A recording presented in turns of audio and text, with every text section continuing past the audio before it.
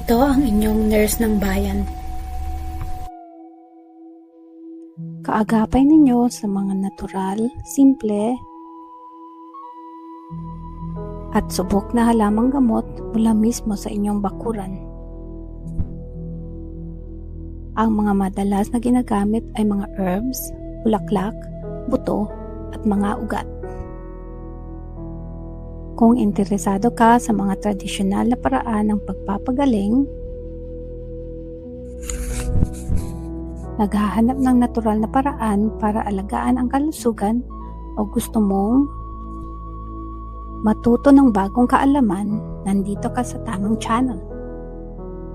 Huwag kalimutang mag-subscribe at samahan ako tuwing linggo para sa mga ligtas at praktikal at maka-Pinoy na health tips. Paano pahabain ang pilik mata ng natural? Sino ba naman ang hindi nangangarap ng mahabang pilik mata? Upang makamit ang ganitong resulta, maaari kang bumili ng mamahaling kagamitan sa kagandahan, mahal na maskara, o pekeng pilik mata. Pwede rin gumamit ng eyelash extensions. Bago gumastos ng pera, bakit hindi mo muna subukan ang murang epektibong paraan na ito? Para maging makapal at maganda ang iyong pilik mata sa loob ng isang buwan. Ang pagsuklay ay isang simpleng gawain at maaaring makatulong ng malaki sa kalusugan ng pilik mata. Ang proseso ng pagsuklay ng pilik mata ay nagpapadala ng dugo patungo sa iyong mga kilay. Bilang resulta, ito ay nagpapalakas ng mga pilik mata at nagsisimulang lumago ng mas mahaba.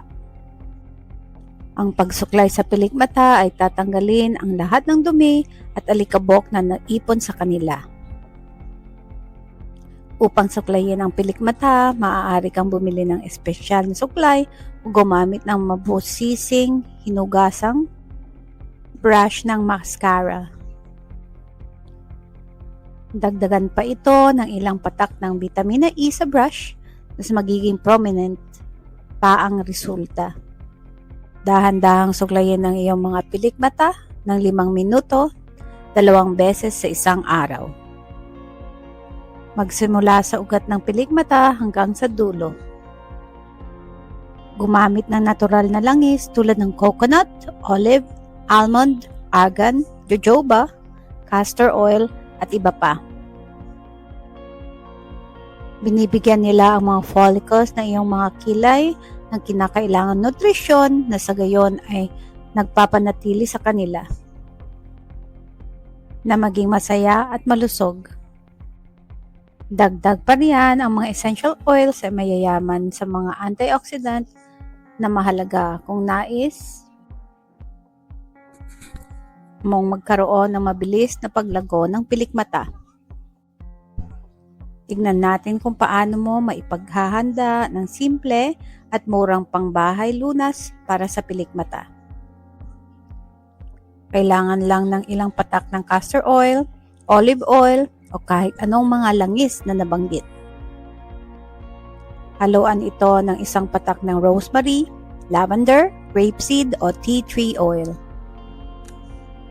Maaari mong gamitin ang isang malinis na suklay sa kilay o mascara o kahit ang iyong mga daliri. Ikalat ang mixture ng mga essential oil sa iyong mga pilik mata bago matulog at iwan ito hanggang kinabukasan. Tandaan ng gawin ang pamamaraang ito bawat gabi kung nais mong makamit agad ang iyong layunin. Petroleum jelly kung wala kang anumang essential oils sa bahay. Ang petroleum jelly o Vaseline ay magagamit. Ang substansyang ito ay nagpapahinang ng mga matigas at tuyong pilik mata. Ito rin ay tumutulong sa kanilang pagiging makapal at paglago ng mga mahaba. Bukod dito, ang paglagay ng petroleum jelly sa iyong pilik mata ay mamomoisturize din ang talukap ng mata. Ang resulta, ang talukap ng mata ay magiging malambot. Gayunpaman, mahalaga para sa iyong kalusugan na gawin ang pamamaraang ito ng tama. Una sa lahat, mahalaga na malaking dami ng petroleum jelly sa iyong brush at pagkatapos ay maingat na suklayin ang iyong pilikmata. Mag-ingat na huwag magkaroon ng anumang petroleum jelly sa iyong mga mata. Maaari mong ikalat ang natitirang petroleum jelly sa iyong mga talukap ng mata. Kung sensitibo ang iyong balat, maaaring magdulot ito ng hindi ka nais-nais na reaksyon, kaya maglagay lang ng kaunting petroleum jelly ng iyong kamay bago pa man at magmasid ka ng iyong balat para sa pamumula. Pagkatapos lagyan ang iyong pangtaas na pilikmata, ilagay muli ang iyong brush sa petroleum jelly at gawin din ito sa iyong baba na pilikmata. Kung gagawin mong kasanayan ang pamamaraang ito, bawat gabi bago matulog ang iyong pilikmata, makakakuha ka ng sapat na kahulimigmigan upang hindi agad bumagsak o masira ang mga ito. Balansing pagkain. Kung magugutom ka o sa kabaliktaran, labis kang mahilig sa mga hindi malusog na pagkain, hindi mo makakamit ang mga hinahangad mo. Para magkaroon ng malusog na pilikmata, ang labis na kakulangan sa bitamina C ay magdudulot ng pagkawala ng buhok at mahina at madaling masirang mga pilikmata. Kaya dapat kang kumain ng mas maraming mga produktong naglalaman ng protina tulad ng lean meat, manok at keso. Gatas at isda, halimbawa. Ang malusog na mga taba ay nagpapahalaga rin sa iyong kalusugan. Ang pangunahing pinagmumulan ng gayong mga taba ay mga buto, almendras, avocado at olive oil. Kumain ng mas maraming mga gulay na may dahon, kale, cauliflower, peas, broccoli, kamatis. Ang mga gulay katulad ng kale, cauliflower at peas. At huwag kalimutang mag-ukol ng pansin sa mga prutas. Sila ay isang mahusay na pinagmumulan ng bitamina A. Maglaan ng espesyal na pansin sa bayabas, citrus fruits, mansanas at strawberries. Green tea, may maraming antioxidants sa green tea. Ang mga antioxidants na ito, pati na rin ang mga bitamina ay nagtutulak sa paglago ng pilikmata at tumutulong na maging mas mahaba at mas makapal. Sa bandang huli, ang green tea ang punahing sangkap sa maraming cosmetic na produkto para sa pagkawala ng buhok. Kahit na mayroon itong ganyang mahiwag ang mga katangian, ang green tea ay isang eyelash treatment na napakasimple lang gawin. Una sa lahat, maglaga ng isang tsaang green tea. Kaya ang lumamig ito at gamitin ang isang cotton pad upang ipahid ito sa iyong mga kilay. Dapat itong gawin ng 1 o 2 beses sa isang linggo. Kung gagawin mo ito sa gabi, maaari mong iwan ang green tea sa iyong pilikmata ng buong gabi. Kung hindi mo nagamit ang lahat ng tsaa, ilipat ito sa isang lalagyan na may takip at iwan ito sa loob ng fridge.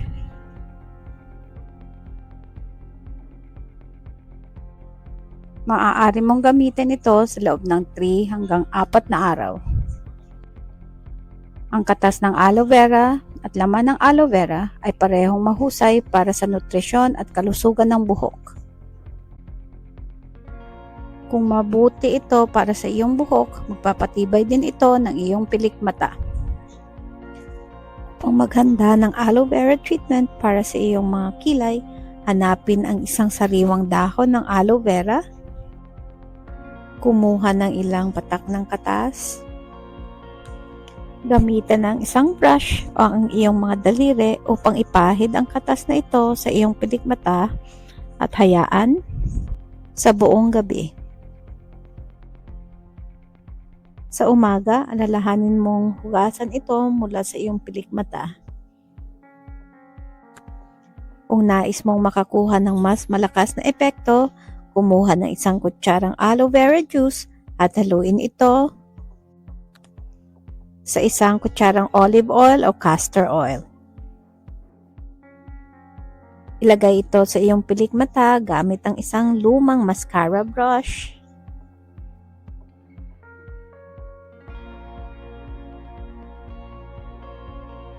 Maghintay ng 15 minuto bago banlawan ang iyong mga pilikmata ng malamig o mainit na tubig.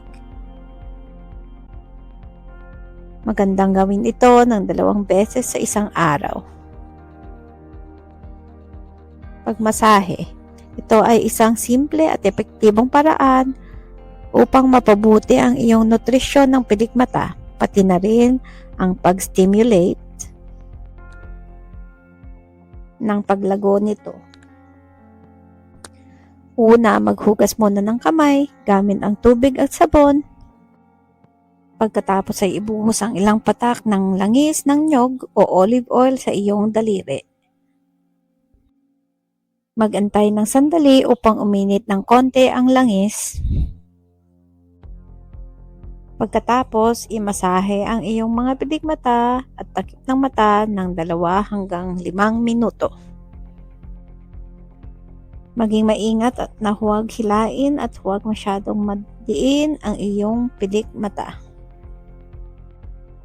Subukang gawin ito ng 2 beses sa isang linggo. Paggamit ng egg mask.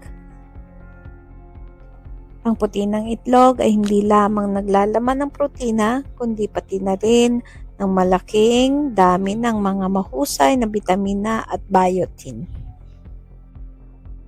Ang mga sangkap na ito ay tumutulong sa pagpapalakas ng iyong buhok at mga pilikmata at nagpapahinto ng pagkawala ng buhok. Gumamit ng isang itlog na puti lamang ng itlog at ihalo ito sa isang kutsarang petroleum jelly. Gumamit ng isang brush o cotton upang takpan ang iyong mga talukap ng mata ng mixture. Ulitin ang pamamaraan na ito ilang beses sa isang linggo sa loob ng 1 buwan. Importanteng ihalo ang puti ng itlog kasama ang petroleum jelly dahil ang iyong pilikmata ay maaaring maging mahina at madaling maputol. At siguraduhin ang mixture ay hindi mapunta sa iyong mga mata. Ang paglilinis ng pilikmata. Kung iwan ang mascara sa iyong pilikmata bago matulog, ito ay makakapinsala rito. Ito ay ihahalin tulad sa pag-iwan ng hairspray sa iyong buhok ng buong gabi. Kapag ang iyong pilikmata ay naabot ang unan, sila ay magiging basag at masisira.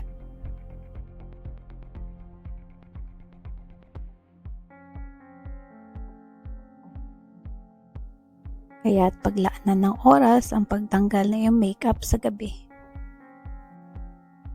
Huwag laging gumamit ng makeup. Ang problema ay ang ibang mascara, lalo na ang sinasabing waterproof, ay may halong mga sangkap na makakapagpahina ng iyong mga pilikmata. Hayaan mong makapagpahinga ang iyong pilikmata sa paggamit ng mascara 1 o 2 beses sa isang linggo. Bukod dito, alisin ang iyong mascara bawat 3 to 6 buwan at bumili ng bago. Makakatulong ito para maiwasan ng impeksyon ng mata. Ito ang mga kapakipakinabang na tips. Maging maingat na huwag hilain ang iyong mga pilikmata. Maaari mong hindi sadyaing gawin ito habang sinusuklay ang mga ito. Ang ugat ng pilikmata ay hindi masyadong matibay, kaya't ito ay madaling mahulog. Walang lunas na makakapagbigay sa iyo ng madaling lunas. Kailangan mag-antay ng 2 hanggang 3 linggo bago makita ang epekto. Ang mga katangiang ito ay konektado sa mga yugto ng paglago ng mga pilik mata. Kung aalagaan mo ang iyong mga pilik mata araw-araw, mapapabuti ang pangkalahatang kalagayan nito at gawin silang mas malusog at mas matibay. Sana makatulong ito sa iyong kalusugan sa paggamit ng herbal remedies sa kalusugan.